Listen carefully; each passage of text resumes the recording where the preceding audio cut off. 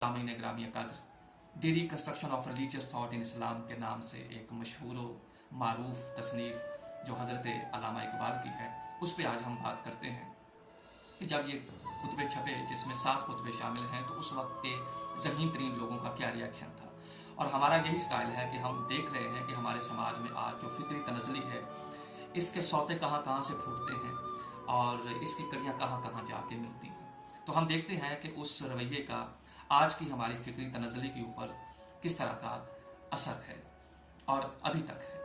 तो जब ये खुतबे छपे उस वक्त जो रिस्पॉन्स आया उस पर तो हम बाद में बात करते हैं, पहले हम देखते हैं कि इसका पस मंज़र क्या है। बुनियादी तौर पर ये 6 खुतबे थे जो इकबाल ने मद्रास में मुस्लिम एसोसिएशन के सामने सैयद जमाल अहमद के कहने पर 1929 में पेश किए। इसका पस मंज़र ये है कि इज्तिहाद के नाम से इकबाल ने एक मकाला पेश किया था शेख अब्दुल कादर की ज़ेर सदारत रेलवे रोड इस्लामिया कॉलेज में।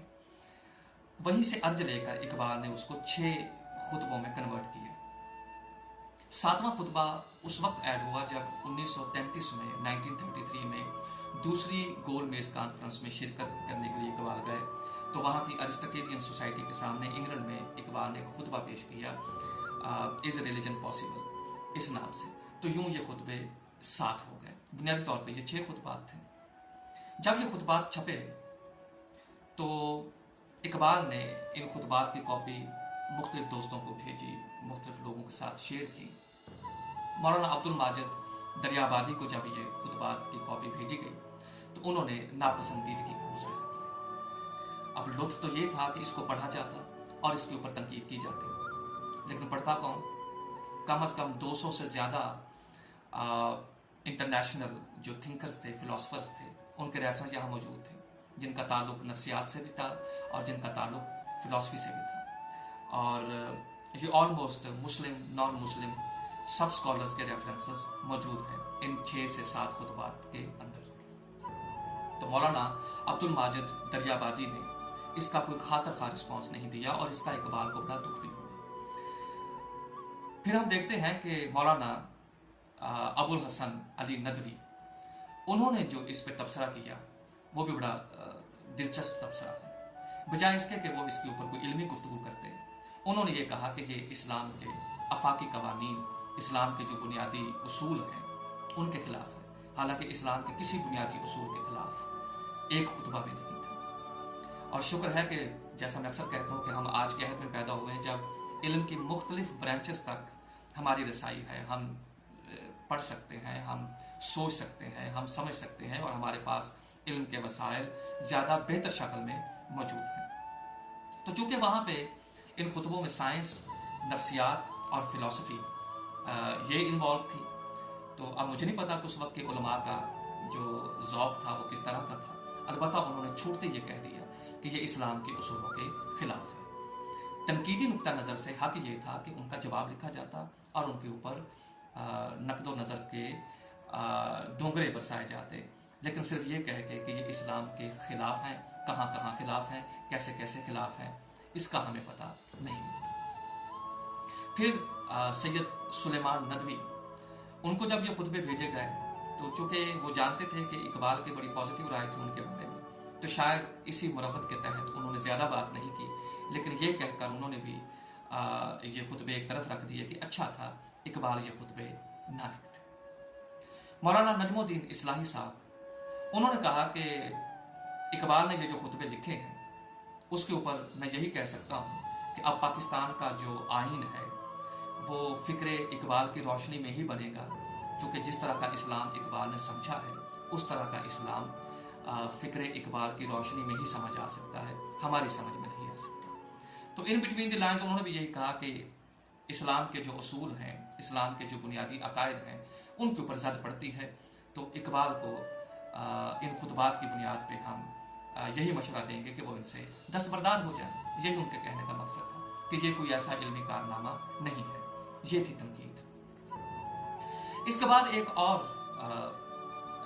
नकाद हैं हमारे जो इस नस्ल के बाद के हैं, उनका नाम है अल्ताफ़ आज़मी। अल्ताफ़ आज़मी ने कदरे तनकीदी नुक्ता नज़र से इसके ऊपर रोशनी डाली, लेकिन वो जो तनकीदी नुक्ता नज़र है वो भी हमें जदीद इल्म के साथ मुताबिकत रखता हुआ नज़र नहीं आता।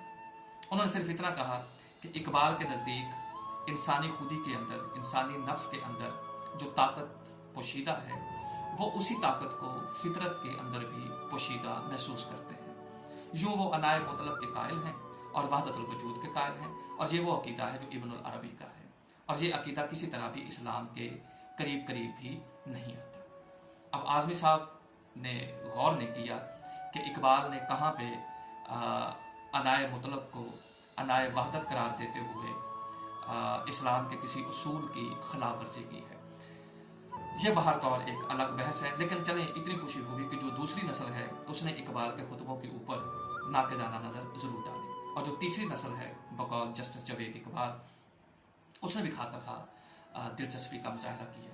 लेकिन दुख की बात यह है कि इकबाल के खुतबों के साथ इंसाफ नहीं हो सका। चलें देखते हैं कि इकबाल ने खुद क्या महसूस किया। तो वो अकबर शाह नजीब आबादी के नाम एक ख़त में लिखते हैं कि सर सैयद अहमद ख़ान ने जब जदीद नज़रियात की रोशनी में इस्लामी नज़रियात को परखने की कोशिश की तो पेशावर मौलवियों से किसी हद तक हमारी जान छूट गई थी।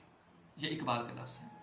लेकिन अनफॉर्चुनेटली खिलाफत कमेटी ने जब इन्हीं मौलवियों से दोबारा फतवे लेने की कोशिश की तो अब यही पेशावर मौलवी हम पे दोबारा मुसल्लत हो गए हैं। और कहते हैं कि इसका तजुर्बा मुझे हाल ही में हुआ जब मैंने इज्तिहाद नामी एक मकाला पढ़ा तो वहाँ के उलमा कराम ने मुझे काफिर करार दे दिया। अब आप अंदाजा लगाइए कि इकबाल के इस इल्मी काम के ऊपर जो तनकीद हुई वो तनकीद कितनी थी और जो सेंटिमेंटल रिएक्शन है वो कितना था।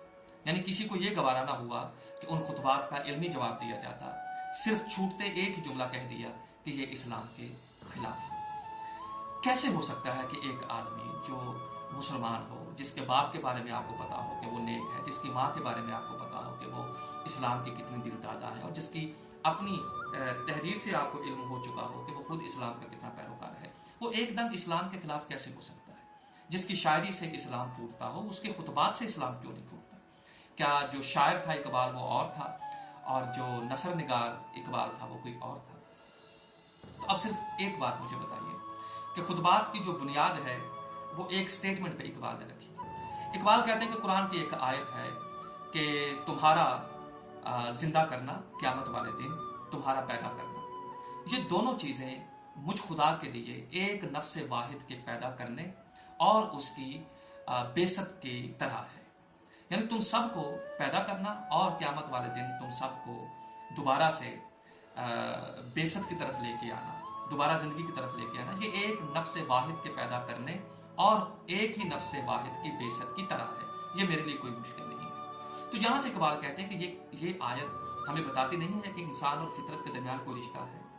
चूँकि मज़हब ने मुसलसल इंसानी इखलाक के ऊपर बात की है, मजहबी लोगों ने इंसान और फितरत का जो रिलेशनशिप है उसके अंदर एक इतनी बड़ी दीवार खड़ी कर दी कि मुसलमान साइंस की तरफ बढ़ते हुए झिझक रहे हैं या नेचर की तरफ गौर करने से झिझक रहे हैं। तो ये आयत तो बता रही है कि इंसान और फितरत का कितना गहरा ताल्लुक है। तो क्या आज के दौर में इकबाल के बकौल जब फिजिक्स ने अपने क्लासिकल नज़रियात के ऊपर तनकीद की है और मादे का जो रिवायती तसव्वुर है जिसकी वजह से मज़हब और साइंस एक दूसरे से दूर दूर थे, उस मादे के रिवायती तसव्वुर के ऊपर भी गौर व फिक्र शुरू कर दिया है और उस तसव्वुर को नाकाफ़ी समझते हुए मज़ीद मादे की डेफिनेशन को रिफ़ाइन करने के लिए साइंस ने कोशिश की है। तो क्यों ना अब हम इस नतीजे पे पहुँचें कि जैसे मादे के ऊपर साइंस ने अपने नज़रियात से रुजू किया है, तो ऐसा लगता नहीं है कि साइंस और मज़हब एक पेज पे आ जाएंगे। तो ये दो नज़रियात थे बुनियादी तौर पे, एक एवोल्यूशन का और एक मादे का, जिसकी वजह से हमारे मजहबी जो मशाहिर हैं वो इस्लाम और साइंस को दो अलग अलग चीज़ें समझते थे।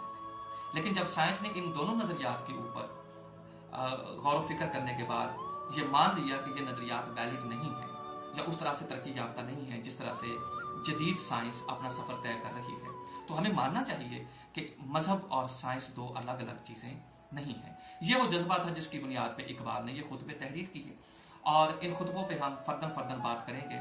आज हम इतना ही कहेंगे कि ये वो जज्बा था इकबाल का जिसकी बुनियाद पे उसने ये खुतबे लिखे कि किसी तरह से इंसान और फितरत को करीब किया जाए, साइंस और मज़हब के दरमियान जो इश्तराक है उसके ऊपर बात की जाए, और वक्त के साथ साथ जैसे जैसे इंसानी अकल तरक्की करती जाएगी वो इस फासले को कम करती जाएगी, ता वक्त के एक ऐसी ज़िंदगी मिल जाए इंसानों को जहाँ मज़हब और साइंस दो अलग अलग चीज़ें नज़र ना आए। लेकिन जो उस वक्त की ज़हीन तरीन कम्युनिटी थी उसका जो इल्मी रवैया आप देख रहे हैं वो ये है। और उनसे ज़्यादा अफसोस आज के ज़माने में है कि आज जब साइंस और टेक्नोलॉजी इतनी तरक्की याफ्ता हो चुकी है और उन तक हमारी रसाई भी है, तो हम इकबाल के शेरों से हटकर इकबाल के इस फिक्री असासे के ऊपर क्यों नहीं काम करते। ये खुतबे बिल्कुल उस वक्त मुश्किल थे, आज मुश्किल ये नहीं है। और इकबाल का एक जुमला सुनिए इन खुतबों के बारे में। वो कहते हैं कि आज के दौर में इंसान महसूसात में इतना घिर चुका है कि जो उसकी कल्बी वारदात हैं वो उनको नज़रअंदाज कर देता है। ये जो कल्बी वारदात हैं ये भी एक साइंस है। तसव्वुफ ने शुरू में बहुत मेहनत करके इन कल्बी वारदात को इल्मी जवाब देने की कोशिश की, लेकिन अनफॉर्चुनेटली कुछ देर से तसव्वुफ के जो कामिल तरीन लोग थे वो दुनिया से गायब हो चुके, वो दुनिया से जा चुके, और अब ये कल्बी वारदात जो है इनकी तरफ लोग तवज्जो नहीं देते।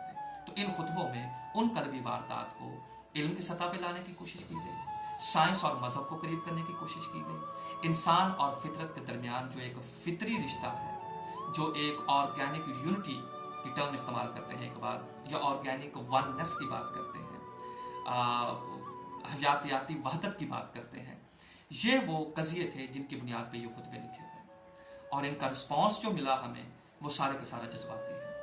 यही वजह है कि आज हम फिक्री तौर पे कहीं स्टे नहीं कर रहे, कहीं हम रुक नहीं, हमारी फिक्री कोई शनाख्त नहीं है। उसकी क्या वजह है कि जब भी किसी शख्स ने फिक्री सतह पे कोई काम करने की कोशिश की गई है तो हमने मजहबी फरीज़ा समझते हुए उसको डिनाई किया है। हालांकि मजहब की ये तालीमात नहीं है। मजहब ने सबसे ज़्यादा फितरत के ऊपर गौर करने की दावत दी है, इंसानी पैदाइश के ऊपर गौर करने की दावत दी है। कुरान उठा के देख लीजिए, खुदा ने जहाँ जहाँ अपने होने की दलील दी है उस दलील के लिए उसने फितरत पे गौर करने को ही बुनियाद करार दिया।